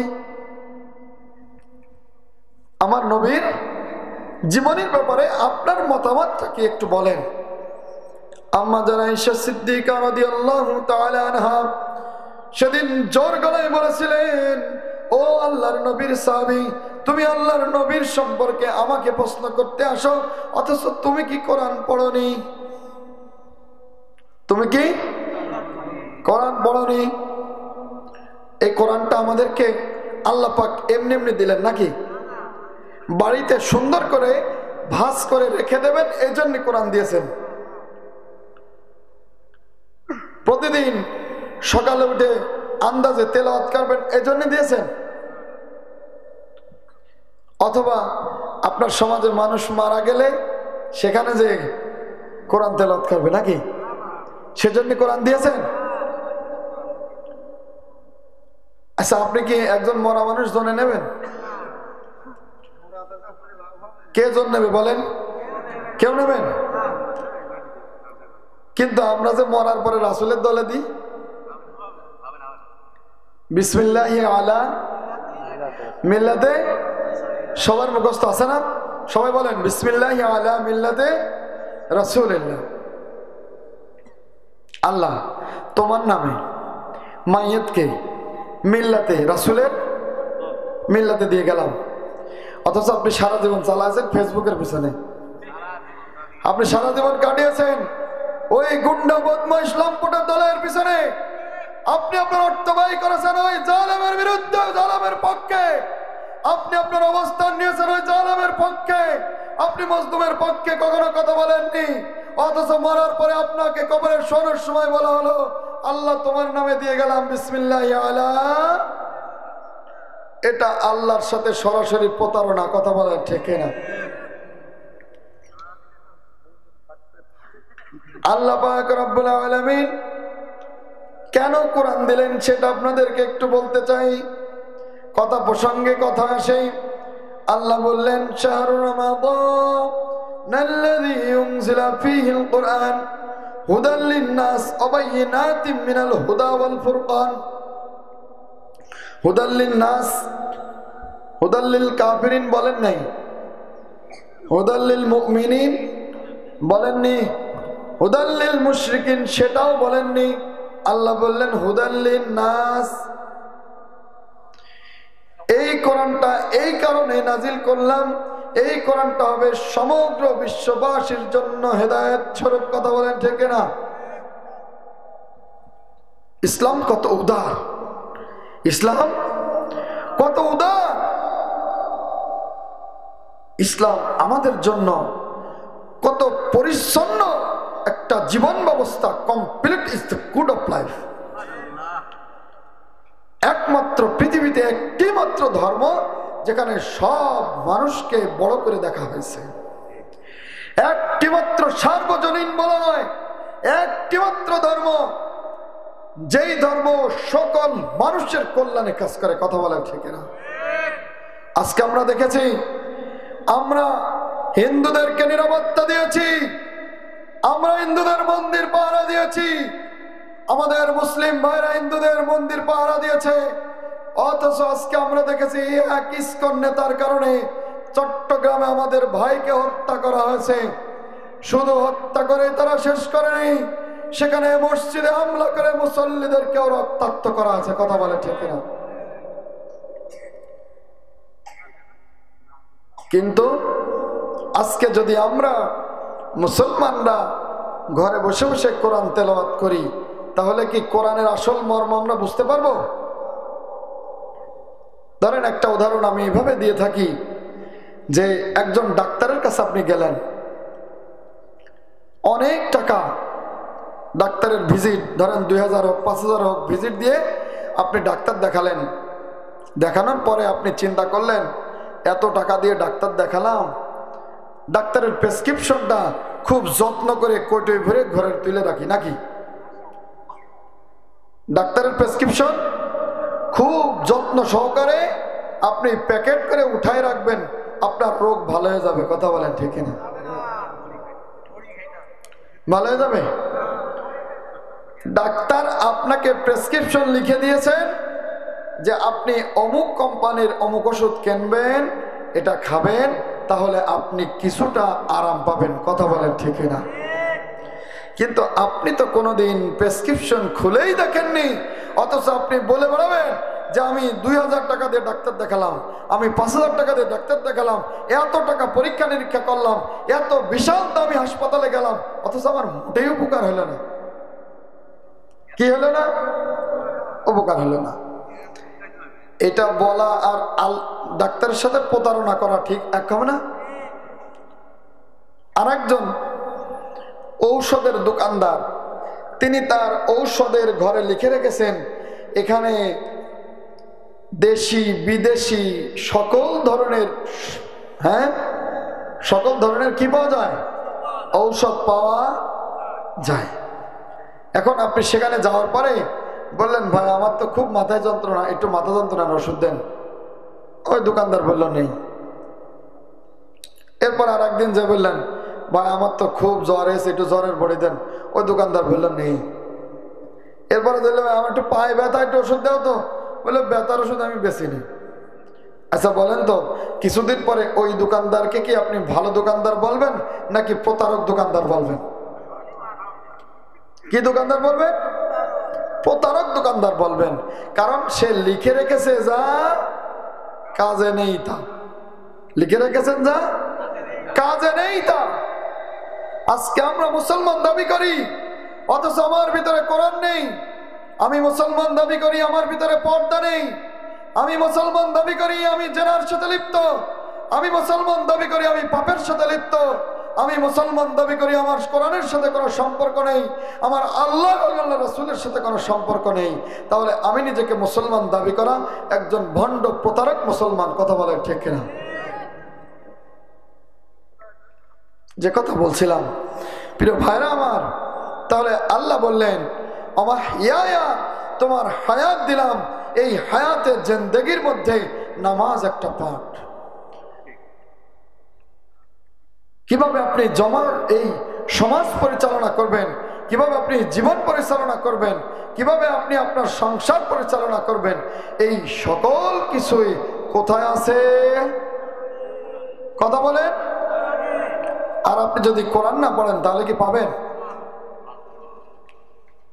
যদি আপনি কোরআন না পড়েন, যদি আপনি কোরআন বোঝার চেষ্টা না করেন, তাহলে আপনার ভিতরে আর ওই রবার্টসনের ভিতরে কোনো পার্থক্য নাই। এই পার্থক্য আর ওই পার্থক্যের ভিতরে কোনো পার্থক্যই নাই। কথা বলেন ঠিক না প্রিয় ভাইরা আমার? এরপরের কথা আল্লাহ যেটা বললেন, অমামাতি লিল্লাহি রাব্বিল আলামিন, তোমার মৌত হবে একমাত্র শুধুমাত্র আমি আল্লাহর জন্য। এখন আপনি দেখেন, আপনার জিন্দেগি চালাচ্ছেন আপনি নেতার পিছনে, দুনিয়ার সংবিধানের পিছনে, এত খেতা পাতি নেতা যা ছিল ওদের পিছনে আপনি আপনার টাইম পাস করেছেন। আর মরার পরে আপনি বললেন, আল্লাহ আমি তো নামাজ কালাম সব করিলাম, কিন্তু আমার জান্নাত নেই কেন? আচ্ছা, আপনার পুরা জীবনটা কি ওই 4টা অবস্থার ভিতরে আসে কি আসে না? ইন্না সালাতি ওয়া নুসুকি ওয়া মাহইয়ায়া ওয়া মামাত, আপনার পুরো জীবন ব্যবস্থা কি এই 4টে ভিতরে আসে না? আসে কি আসে না? এই 4টা থেকে যদি আপনি একটাও বাদ দিয়ে দেন, তাহলে আপনি পরিপূর্ণ ইমানদার, পরিপূর্ণ মুসলমান আপনি হতে পারবেন না। প্রিয় ভাইরা আমার, আল্লাহ পাক রব্বুল আলামিন তাই বলে দিলেন, ইন্নাল্লাহা আশতারা মিনাল মুমিনিনা আনফুসাহুম ওয়া আমওয়ালাহুম বিআন্না লাহুমুল জান্নাহ। ও মুসলমানেরা শুনে রাখো, ও মানুষেরা শুনে রাখো, আমি তোমাদের জান এবং মালের বিনিময়ে আমি তোমাদের কাছ থেকে তোমাদের জান এবং মাল ক্রয় করে নিলাম, আর বিনিময়ে তোমাদেরকে আমি দান করলাম আমার জান্নাত। এই জান্নাত যদি আমি আপনি পেতে চাই, তাহলে আমার আপনার কাজ কি আল্লাহ সেটাও বলে দিলেন। ইউকাতিলুনা ফি সাবিলিল্লাহি ফায়াকতুলুনা ওয়া ইউকতালুন। ইউকাতিলুনা ফি সাবিলিল্লাহ, আল্লাহর পথে লড়াই করা লাগবে, আল্লাহর পথে সংগ্রাম করা লাগবে। আল্লাহর পথে আপনাকে আপনার সমস্ত সম্পদ দিয়ে, সমস্ত অর্থ দিয়ে, সমস্ত কিছু দিয়ে আপনার আল্লাহর রাস্তায় ঝাঁপিয়ে পড়তে হবে। রাজি আছেন তো ইনশাআল্লাহ? প্রিয় ভাইরা আমার, আপনার কাছে আল্লাহ পাক বললেন, আমি তোমার সম্পদ কিনে নিলাম, অথচ আমার আপনার জীবনের মালিক কে? আমার আপনার মরণের মালিক কে? আমার আপনার হায়াতের মালিক কে? আমার আপনার মৌতের মালিক কে? তাহলে আমার আপনার সকল কিছুর যদি মালিক ওই এক আল্লাহ হয়, তাহলে ওই আল্লাহ কেন আবার আমার কাছ থেকে কিনতে চাইলেন? এটা আপনাদের জানার দরকার আছে না? এখানে একটা কৌতূহল জাগে কি জাগে না? আল্লাহ পাক কেন কিনতে চাইলেন?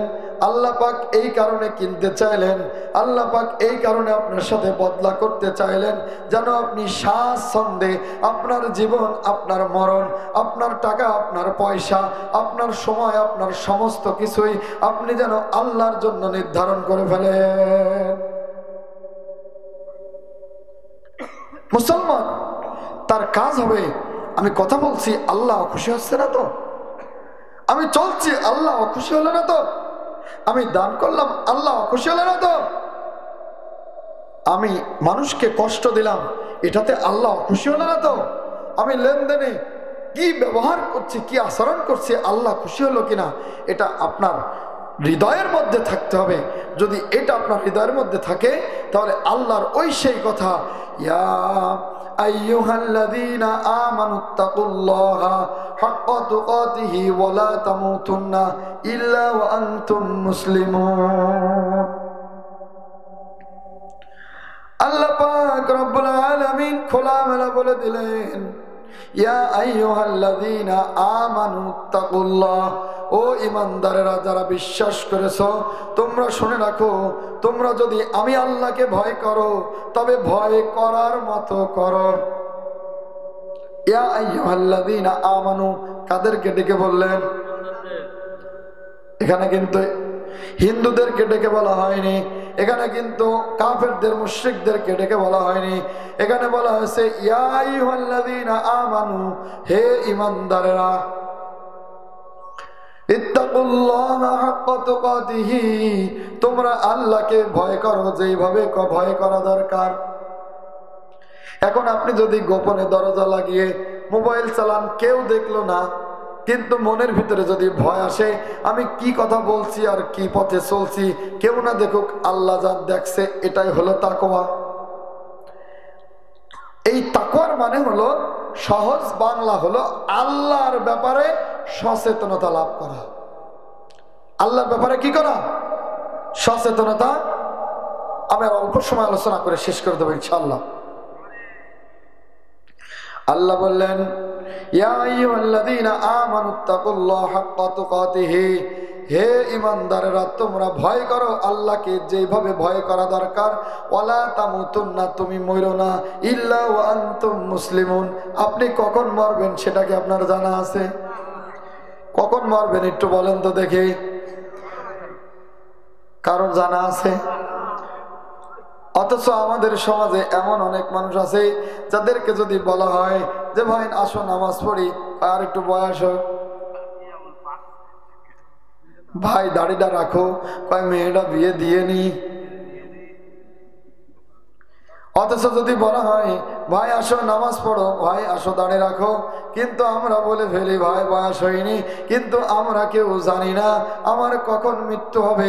অতএব আল্লাহ তাআলা এই আয়াত নাজিল করার মাধ্যমে আমাদেরকে সতর্ক করে দিলেন, ও আমার বান্দারা শুনে রাখো কখন তোমরা মৃত্যুবরণ করবা। যেহেতু তোমরা জানো না, সেহেতু সকল অবস্থায় তোমাকে মুসলমান হয়েই থাকতে হবে, মুসলমান হয়েই বাঁচতে হবে, মুসলমান হয়েই জীবনযাপন করতে হবে, মুসলমানের পক্ষেই তোমার রায় থাকতে হবে।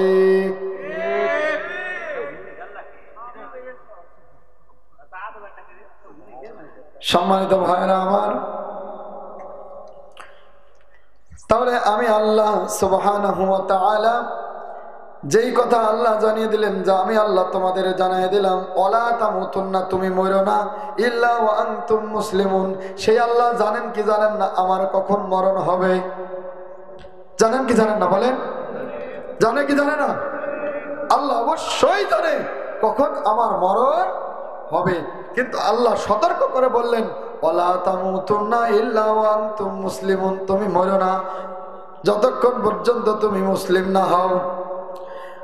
আল্লাহ পাক রব্বুল আলামিন এই সূরা তাওবার 111 নম্বর আয়াতেও জানিয়ে দিলেন, ফায়াকতুলুনা ওয়া ইউকতালুন, তুমি আল্লাহর রাস্তায়, ইউকাতিলুনা ফি সাবিলিল্লাহ, আল্লাহর রাস্তায় জিহাদ করো, লড়াই করো, ফায়াকতুলুনা ওয়া ইউকতালুন, মারো এবং মরো, মারো এবং মরো। যদি এই কাজ আমরা করতে পারি, এই কাজের উপরে অটল থাকতে পারি, এই কাজের উপরে অবিচল থাকতে পারি, তাহলে আল্লাহ ঘোষণা দিলেন যদি আমরা এই পথের উপরে অবিচল অটল থাকতে পারি, তাহলে আল্লাহ আমাদেরকে জান্নাত দেবে কি দেবেন না? ইন্না ওয়াদাল্লাহি হাক্ক, আল্লাহর জীবন, আল্লাহর ওয়াদাই হলো সর্বোত্তম ওয়াদা, এটার কোনো নড়চড় হয় না। এজন্য আল্লাহর ওয়াদার বাইরে আমরা কেউ চলবো। সুযোগ এসেছে আল্লাহর এই জমিনে, ইনিল হুকমু ইল্লা লিল্লাহ, আল্লাহর এই জমিনে আল্লাহর হুকুম বাস্তবায়নে যদি আপনার সক্রিয় থাকেন, যদি আপনি সক্রিয় না থাকেন, তাহলে কাল কিয়ামতের ময়দানে অবশ্যই আপনাকে আল্লাহর কাঠগড়ায় দাঁড়াতে হবে। কথা বলেন ঠিক কিনা? কারণ আপনি সংসার চালান আর আপনার বউ চলে আর একজনের কথায়, আপনি মেনে নেবেন নাকি? আপনার ছেলে চলে আর একজনের কথায়, আপনি খুব মেনে নেবেন? খরচের টাকা পয়সা দেবেন? আল্লাহর হুকুম আপনাকে যেমন পর্দা করতে হবে, আল্লাহর হুকুম আপনাকে নামাজ পড়তে হবে, আল্লাহর হুকুম আপনার রোজা রাখতে হবে, ঠিক একই আল্লাহর হুকুম আপনাকে আল্লাহর জমিনে আল্লাহর হুকুম বাস্তবায়ন করতে হবে। এটার সাথে আপনাকে লেগে থাকতে হবে। আপনি চেষ্টা করে হুকুম বাস্তবায়ন করবেন এমন নয়। বুঝাতে পারলাম? প্রিয় ভাইরা আমার, আমি আর আলোচনা দীর্ঘায়িত না করে আমি শুধু আপনাদের এতটুকু বলতে চাই যে আল্লাহ সুবহানাহু ওয়া তাআলা আমাদেরকে যে ঘোষণা দিলেন যে আমরা যেন মুসলমান হয়েই বাঁচতে পারি, মুসলমান হয়েই মরতে পারি, সেটার জন্য আমাদের কি করা দরকার ভাই? সেটার জন্য আমাদের কোরআনকে আঁকড়িয়ে ধরতে হবে। যে কথা আমার সঞ্চালক ভাই বলছিলেন, কি করতে হবে? কোরআনকে আঁকড়িয়ে ধরে সকল মুসলমান কাঁধে কাঁধ মিলিয়ে ঐক্যবদ্ধ হয়ে যদি আমরা আবার ঘুরে দাঁড়াতে পারি, তাহলে আর কোন বাতিল, আর কোন স্বৈরাচার, আর কোন অত্যাচারী আমাদের সামনে দাঁড়াতে পারবে না, পারবে না, পারবে না। কথা বলেন ঠিক কিনা? সেজন্য আমরা সকলেই কোরআনের কাছে সে কোরআনের এই জিন্দেগিটাকে ধারণ করে আল্লাহর এই জমিনে কোরআনকে বাস্তবায়িত করার জন্য আমি যেন চেষ্টা করতে পারি। আমার হায়াত, আমার মৌত, আমার জিন্দেগি, আমার টাকা, আমার পয়সা, আমার কোরবানি, আমার সময়, সমস্ত কিছু যেন এই দ্বীনের কাজে ব্যয় হয়, এই ব্যাপারে আমরা সবাই সচেতন হব তো ইনশাল্লাহ। আজকে আলোচনার সর্বশেষ যে শিক্ষা, সেটার 1 নম্বর হলো যে আমার জীবন পরিচালনা করতে হবে কোরআন দিয়ে। কি দিয়ে করবো তো ইনশাল্লাহ? আমার নেতা শুধুমাত্র হবে মুহাম্মদ রাসূলুল্লাহ সাল্লাল্লাহু আলাইহি সাল্লাম।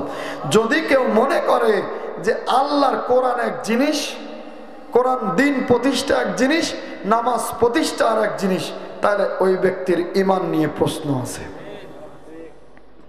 কারণ আল্লাহ রাসূল যেমনি ভাবে সেনা প্রধান ছিলেন, আল্লাহ রাসূল যেমনি ভাবে রাষ্ট্রনায়ক ছিলেন, আল্লাহর রাসূল তেমনি ভাবে রাষ্ট্রপ্রধানও।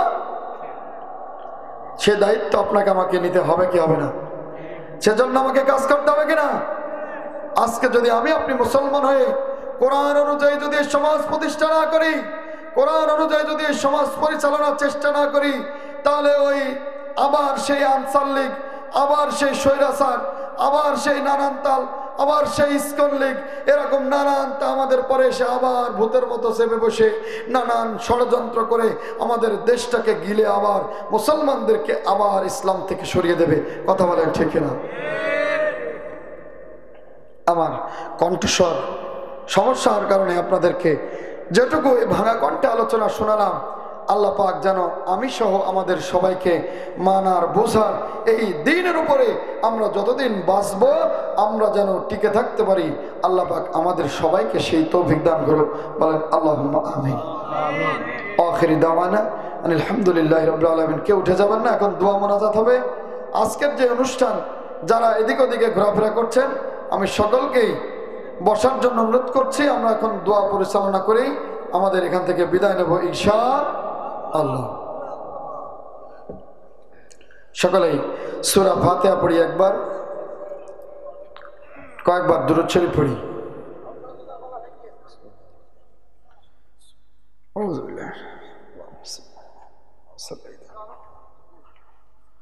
আল্লাহুম্মা সাল্লি আলা মুহাম্মাদ ওয়া আলা আলি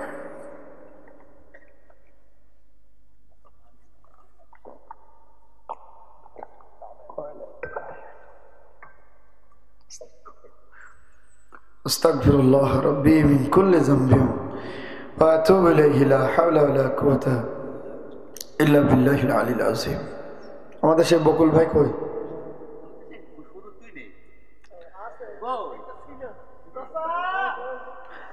বকুল ভাইকে আমি মঞ্চে আসার জন্য অনুরোধ করছি।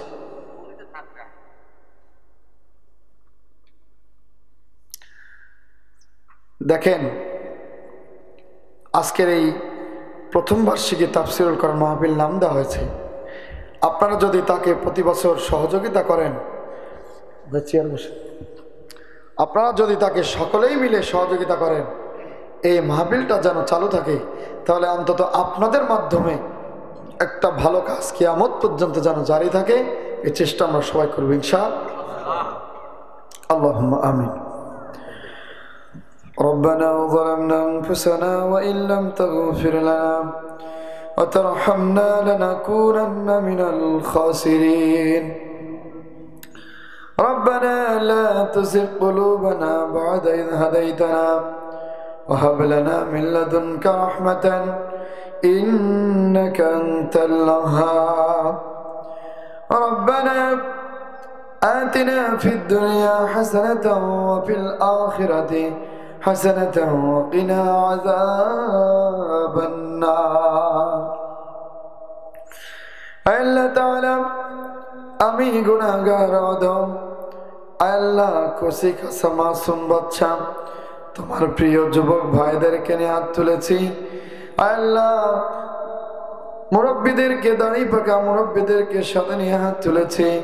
পর্দার অন্তরালে মা ও বোনেরা হাত তুলেছে। আল্লাহ তাআলা, আমরা সন্ধ্যা থেকে পর্যন্ত কোরআনুল কারীমের যে কথাগুলো শুনলাম এবং বললাম, আল্লাহর ভুল ত্রুটি মাফ করে দিয়ে এর যথাটুকুন বিশ্বনবী মুহাম্মদুর রাসূলুল্লাহ সাল্লাল্লাহু আলাইহি ওয়াসাল্লামের রওজা মুবারকে পৌঁছিয়ে দাও।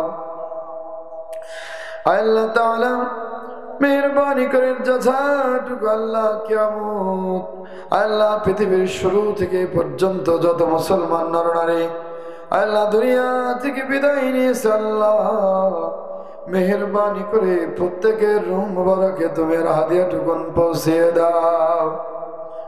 আল্লাহ তাআলা মেহেরবানি করে আমরা যারা হাত তুলেছি, আল্লাহ আমাদের অনেকের মা নাই, আল্লাহ অনেকের বাবা নাই, আল্লাহ অনেকের জনম দুঃখিনী মাও নাই, বাবাও নাই। আল্লাহ আমি নিজেও বাবা হারাইতি, তোমার কাছে ফরিয়াদ করছি, আল্লাহ মেহেরবানি করে আমাদের কবরবাসীর কবরটাকে ধুই, আল্লাহ কিয়ামত পর্যন্ত জান্নাতের বাগিচা বানায় দাও। আল্লাহ আমাদের পিতা মাতা দাদা দাদি নানা নানি খালা খালু শ্বশুর শাশুড়ি আত্মীয় স্বজন স্ত্রী সন্তান ভাই বোন পাড়া প্রতিবেশী গ্রামবাসী আল্লাহ আমাদের যারা কবরবাসী গেছে, আল্লাহ মেহেরবানি করে আল্লাহ ওই কবরবাসীর কবরে আর হাদিয়াটুকুন পৌঁছে দিয়ে আল্লাহ তুমি ওই কবরবাসীর কবরটাকে কিয়ামত পর্যন্ত আল্লাহ জান্নাতের বাগিচা বানায়া দাও। আল্লাহ মেহেরবানি করে আমরা যারা হাত তুলেছি, আল্লাহ আমাদের মধ্যে অনেকে অসুস্থ আছে, আল্লাহ আমাদের অনেকের মা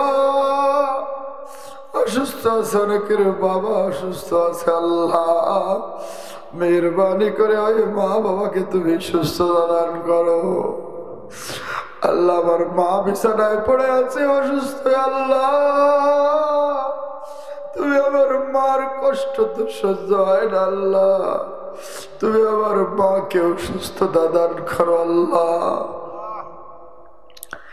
আল্লাহ তাআলা মেহেরবানি করে আল্লাহ আমাদের সন্তান সন্ততি স্ত্রী পুত্র আল্লাহ যার যা আছে, আল্লাহ আল্লাহ সবাইকে তুমি মাফ করে দাও।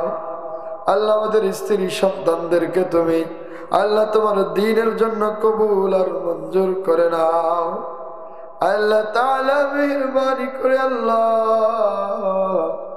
তোমার জমিনে তোমার দ্বীন প্রতিষ্ঠা করতে গিয়ে আল্লাহ যে সকল ভাইরা যাদের জীব বুকের তাজা রক্ত ঢেলে দিয়ে শহীদ হয়েছেন, আল্লাহ তুমি তাদেরকে শহীদের সর্বোচ্চ মর্যাদা দান করো। আল্লাহ আমাদের সকলের কলিজার টুকরা আল্লাহ সাইদি সহ যত আলেম উলামা আল্লাহ দুনিয়া থেকে বিদায় নিয়েছে, আল্লাহ প্রত্যেকের রূহ মুবারকে তুমি আর হাদিয়াটুকুন পৌঁছিয়ে দাও। আল্লাহ তাআলা মেহেরবানি করে আল্লাহ আল্লাহ শব্দ ছাত্র জনতার আন্দোলনে যে সকল মুসলমান ভাইয়েরা আল্লাহ যে সকল মুসলমান বোনেরা শহীদ হয়েছেন, আল্লাহ তারা দেশ রক্ষার কাজেই তারা এগিয়ে গিয়েছেন, তাদের বুক পেতে দিয়েছেন। আল্লাহ আবু সাইদ মুগ্ধ সহ আল্লাহ যারা শহীদ হয়েছে, আল্লাহ তুমি তাদের কবরটাকেও কিয়ামত পর্যন্ত জান্নাতের বাগিচা বানায়া দাও। আল্লাহ তাআলা আজকের এই মাহফিলের আয়োজক আমাদের বকুল ভাই সহ আল্লাহ তার ভাই ব্রাদার যারা আছেন, আল্লাহ সবার আয়োজনকে সবার মনের নেক আশাকে তুমি পুরা করে দাও। আল্লাহ তাদের মা বাবা কবরবাসী হয়ে গেছে, আল্লাহ আল্লাহ তাদের কবরের জাযাটুকুনের উদ্দেশ্য করে আল্লাহ তাদের কবরের জান্নাতের উদ্দেশ্য করে আল্লাহ তার মা বাবাকে জান তোমার রহমতের আশায় আল্লাহ আজকে সেই উদ্দেশ্য করে আজকের এই দোয়ার অনুযান আল্লাহ আজকের এই মাহফিলের আয়োজন করেছেন। আল্লাহ মেহেরবানি করে আল্লাহ তুমি তাদের মনের নেক আশা বাঞ্ছনা পূরণ করে দিয়ে আল্লাহ তুমি ওই কবরবাসী পিতামাতার কবরটাকে আল্লাহ কিয়ামত পর্যন্ত জান্নাতের বাগিচা বানায়া দাও। আল্লাহ ভাই আমাকে অত্যন্ত ভালোবাসেন, অনেক ছোট থেকে ভাইয়ের সাথে সম্পর্ক। আল্লাহ আল্লাহ তুমি এই মোহাব্বত তোমার দ্বীনের জন্য আমাদের আরো বেশি পয়দা করে দাও। আল্লাহ তোমার দ্বীনের হক কথাগুলো যেন সঠিকভাবে বলতে পারি। আল্লাহ তুমি আমাদের সেই তৌফিক দিয়ে দাও। আল্লাহ আমরা যা কিছু বললাম এবং শুনলাম, আল্লাহ আমি সহ যারা আছি, আল্লাহ আমরা যেন সকলেই মানতে পারি। আল্লাহ আমাদের সবাইকে সেই তৌফিক দিয়ে দাও। আল্লাহ তোমার কাছে চাওয়া ছাড়া আমাদের আর কোনো জায়গা নাই। আল্লাহ তোমার দুনিয়াতে তোমার বান্দার কোনো অভাব নাই। আল্লাহ তুমি ছাড়া আমাদের তো আর চাওয়ার কোনো জায়গা নাই। আল্লাহ মেহেরবানি করে আল্লাহ ওই মা বাবার, বকুল ভাইয়ের মা বাবা সহ তাদের দাদা দাদি নানা নানি আত্মীয় স্বজন পরিবার পরিজন যারা কবরবাসী হয়ে গেছে, আল্লাহ তুমি তাদের কবরটাকেও কিয়ামত পর্যন্ত জান্নাতের বাগিচা বানায়া দাও। আল্লাহ তুমি এই তাফসীর মাহফিলটাকে কিয়ামত পর্যন্ত তুমি কবুল করে নাও। আল্লাহ আজকের এই তাফসীর মাহফিল আল্লাহ যারা অর্থ দিয়ে, বুদ্ধি দিয়ে, শ্রম দিয়ে, আল্লাহ যে যেভাবে সহযোগিতা করেছেন, আল্লাহ আল্লাহ তুমি সহযোগিতাগুলোকে কবুল করে নাও। আল্লাহ অনেক বোনেরা আছে আল্লাহ সন্তান হয় না, দোয়া চেয়েছেন। আল্লাহ যে সকল বোনেরা দোয়া চেয়েছে, আল্লাহ তুমি তাদের মনের নেক আশা পুরা করে দাও। আল্লাহ যাদের সন্তান নাই তুমি তাদেরকে সন্তান দান করো। আল্লাহ আমার মায়েদেরকে, বোনেদেরকে তোমার ইজ্জত আব্রু সহ আল্লাহ যেন তারা দ্বীনের উপরে অবিচল অটল থাকতে পারে। আল্লাহ যেন পর্দা মেনটেন করে চলতে পারে। আল্লাহ যেন স্বামী শ্বশুর শাশুড়ি আত্মীয় স্বজনের খেদমত করে চলতে পারে, সেই তৌফিক দিয়া দাও। আল্লাহ আমাদের সমাজে যে সকল বাদ বিবাদ আছে, আল্লাহ সকল বাদ বিবাদকে ভুলে গিয়ে, সকল ভেদাভেদ ভুলে গিয়ে মুসলমান যেন ঐক্যবদ্ধ হয়ে আল্লাহ আমরা যেন তোমার কাজের আঞ্জাম দিতে পারি। আল্লাহ আমাদের সবাইকে তুমি সেই তৌফিক দিয়া দাও। আল্লাহ আমাদের বলা না বলা দোয়াগুলোকে তুমি কবুল করে নাও। আল্লাহ আমাদের দোয়াগুলোকে তুমি কবুল করে নাও। আল্লাহ আজকের আয়োজনকে তুমি কবুল করে নাও। আল্লাহ আমাদের কণ্ঠের জড়তাকে দূর করে দিও। আল্লাহ আল্লাহ আমরা যেন আল্লাহ দ্বীনের কথাগুলো সঠিকভাবে বলতে পারি, হক কথাগুলো বলতে পারি। আল্লাহ আমরা যেন হক এবং বাতিলকে চিনে জীবন যাপন করতে পারি। আল্লাহ আমাদের সবাইকে তুমি সেই তৌফিক দিয়ে দাও।